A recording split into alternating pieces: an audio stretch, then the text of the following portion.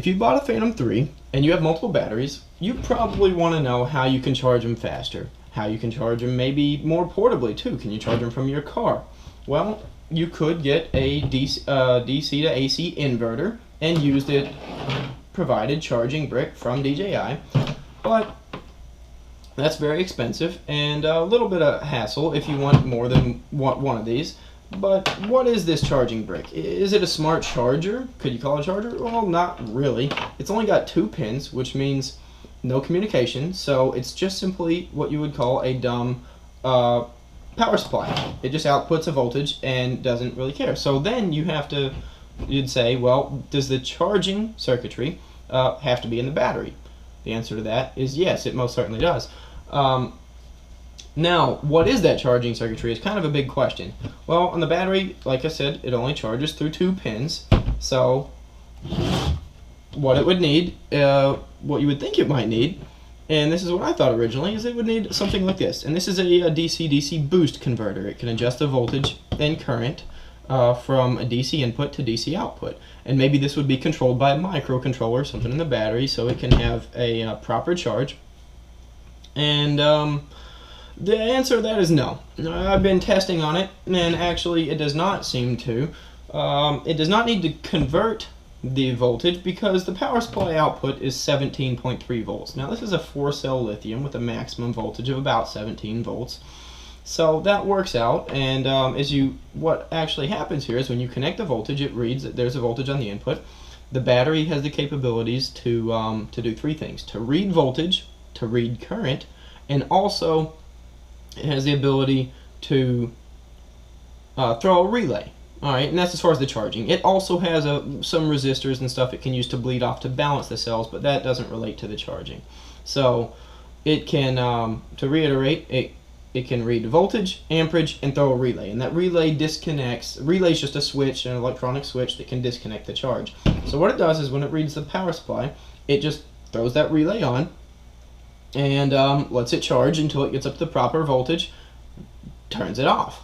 And the reason it charges is because the power supply voltage is higher than the battery, so difference in voltage creates a current.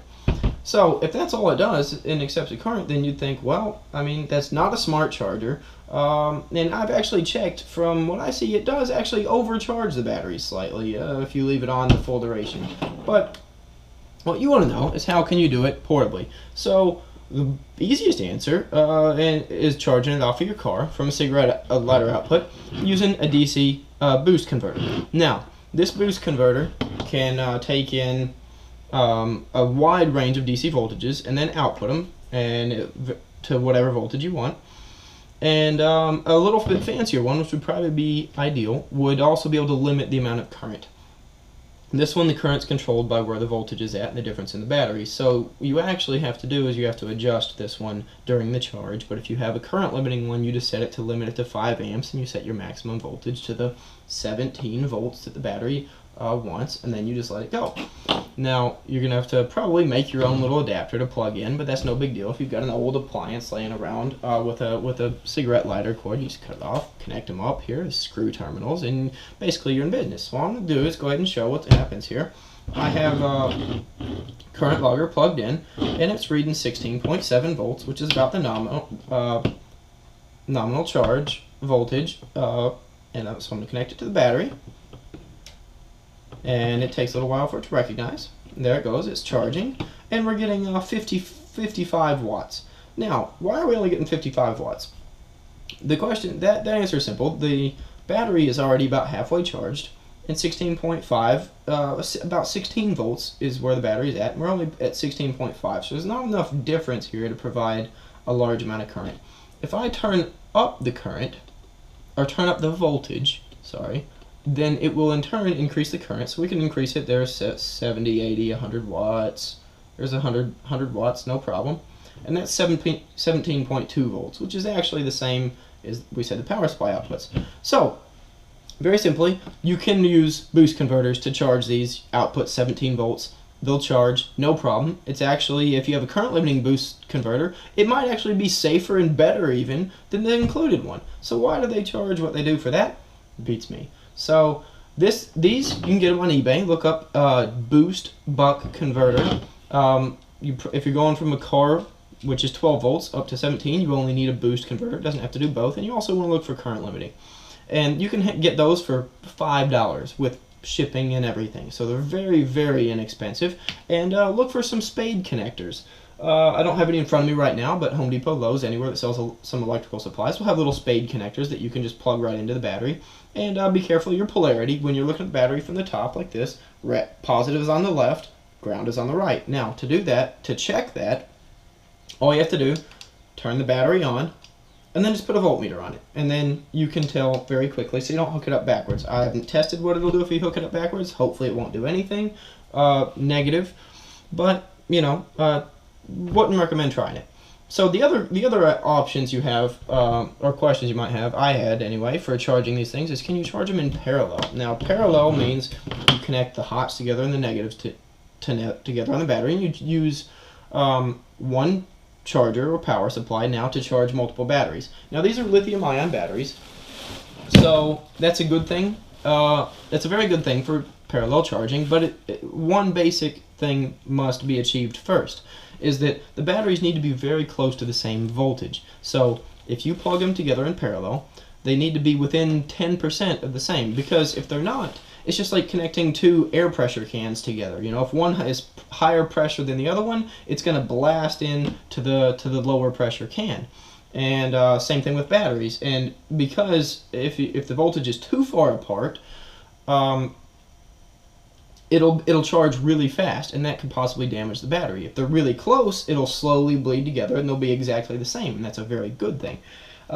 You could use the included DJI power supply to charge two batteries at the same time. As we've seen, it does not hurt the power supply to drop down voltage to 15 volts, and what's going to happen is it's just going to put half the power in each battery. That's not going to hurt anything at all as far as the power supply is concerned, and also the batteries can, it's not going to hurt them at all to run less power into them. You have to have maybe a minimum of 10 watts or something, just a little bit of power in order to keep the batteries registered that they are charging. The other option, though, is you can actually turn the batteries on, and that forces the relay to be on, and then you can charge them that way. Now, when you do that, though, they will not automatically turn off at the end of the charge, so you have to make sure you're not putting out too much voltage. But and too much is about 17 volts is the limit, so as long as you're not putting out more than that, you're golden. And it will not continue charge. It'll just charge up to 17 and stay there. So that's very good. So for $5 and a little bit of time, you could easily be charging Phantom 3 batteries, 2, 3 at a time, off of your car charger. And you're going to have to limit the current. You can typically get 100, 150 watts out of a cigarette lighter, and more if the engine's running, because you're going to have higher voltage output. So I hope this answers some questions. So yes, it is safe to charge in parallel. There are adapters and stuff. You look on Amazon, eBay, there are adapters. You can plug them all in, but do not plug them in to the parallel boards unless they're close to the same starting. You know, 20%, 30% is fine. At 20% and 50%, not good at all. You can use this the included power supply to charge that in parallel, or you can get a DC-DC converter or anything else that puts out the appropriate voltage. Just connect them up, and pretty much you're good to go. Balancing and everything is taken care of inside the battery. And yeah, that's it. So if you have any other questions, feel free to post in the comments below. I'll try to look at them and answer anything. But yeah, there's absolutely no reason why you can't very easily, for just very, very cheap money, set up and charge them yourself in your car, on the go, from another battery, whatever you have. So anyway, thanks, and see you in the next one.